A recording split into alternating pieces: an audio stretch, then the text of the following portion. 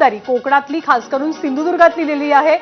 कणकवलीमध्ये संदेश पारकर शहर विकास आघाडीचे ते आघाडीवरती होते। मालवणमध्ये शिंदेंच्या शिवसेनेचे 3 उमेदवार विजयी झालेत, तर सावंतवाडीमध्ये भाजपच्या श्रद्धाराजे भोसले ज्या नगराध्यक्षपदाच्या उमेदवार आहेत त्या सुद्धा आघाडीवर असल्याचे चित्र पाहायला मिळते। आता या निकालांचं परिवर्तन नेमकं कशात होईल? या निवडणुकांमध्ये ज्या पद्धतीनं युती किंवा आघाडी खूप फिक्स झालेली आहे असं आपल्याला बघायला मिळत नव्हतं। महापालिकांमध्ये आता काय करायचं?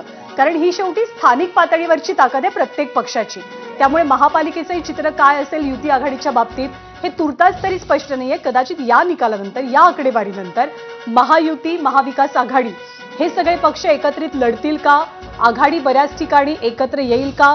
तेच चित्र युतीच्या बाबतीत दिसेल का? याचं कदाचित उत्तर मिळू शकेल।